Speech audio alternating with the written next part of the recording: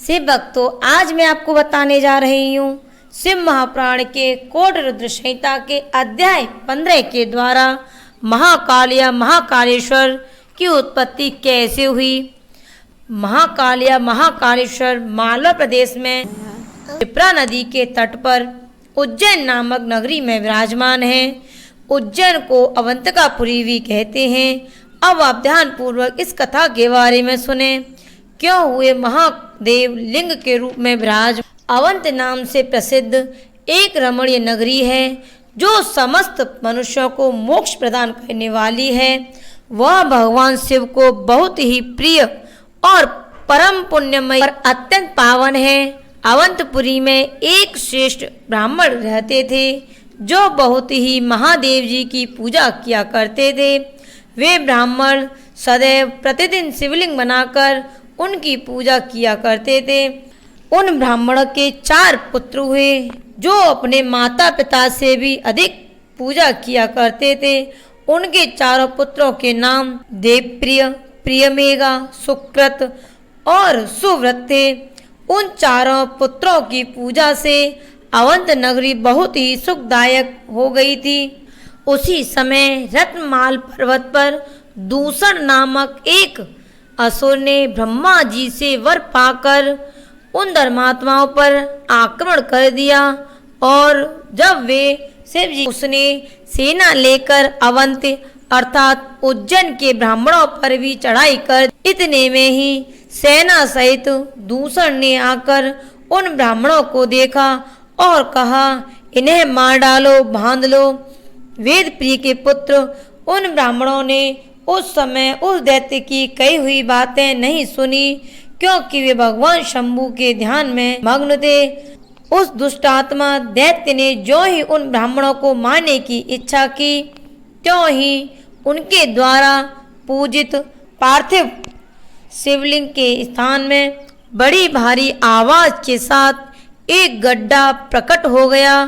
उस गड्ढे से तत्काल अर्थात तुरंत ही विकट रूपधारी भगवान शिव प्रकट हो गए जो महाकाल नाम से विख्यात। वे दुष्टों के विनाशक तथा सत्पुरुषों के आश्रयदाता हैं।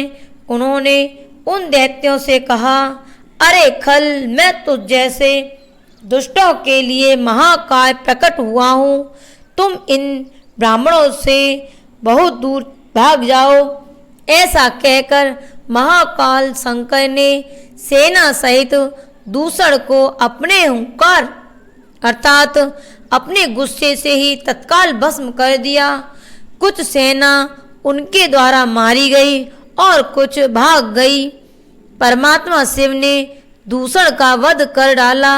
जैसे सूर्य को देखकर संपूर्ण अंधकार नष्ट हो जाता है, उसी प्रकार भगवान शिव को देखकर उसकी सारी सेना भाग उठी। देवताओं ने धुंधुवियाँ बजाईं और आकाश से फूलों की वर्षा होने लगी। प्रसन्न हुए भगवान शंकर शिव ने उनसे कहा, तुम लोग वर मांगो। उनकी वह बात सुनकर वे सब ब्राह्मण हाथ जोड़ भक्ति भाव से भली बात प्रणाम करके नतमस्तक हो बोले, हे महाकालेश्वर, हे महादेव, दुष्टों को दंड देने वाले प्रभु शंभो, आप हमें संसार सागर से मोक्ष प्रदान करें। शिव, आप जन साधारण की रक्षा के लिए सदा यहीं रहें। हे शंभु, आपका दर्शन करने वाले मनुष्यों का आप सदा ही उद्धार करें। उनके ऐसा कहने पर उन्हें सदगति दे। भगवान शिव अपने भक्तों की रक्षा के लिए उस परम सुंदर गड्ढे में स्थित हो गए। वे ब्राह्मण मोक्ष पा गए। चारों ओर की एक एक कोस भूमि पर शिवलिंग रूपी भगवान शिव का स्थल बन गई। वे शिव भूतल पर महाकालेश्वर नाम से विख्यात हुए। ब्राह्मणों, उनका दर्शन करने से स्वप्न में भी कोई दुख नहीं होता। जिस जिस कामना को लेकर कोई उस शिवलिंग की उपासना करता है, उसे वह अपना मनोरथ प्राप्त हो जाता है। और परलोक में मोक्ष की भी प्राप्ति होती है। शिव भक्तों, इस प्रकार महाकाल नामक शिवलिंग सत्पुरुषों का आश्रय है। भक्त वत्सल शंकर दुष्ट पुरुषों का सर्वथा हनन करते हैं। यह परम पवित्र रहस्यमय कथा मैंने आपसे कही है, जो सब प्रकार का सुख देने वाली है। यह शिव भक्तों को बढ़ाने तथा स्वर्ग की प्राप्ति कराने वाली है। बोलिए महाकालेश्वर भगवान की जय।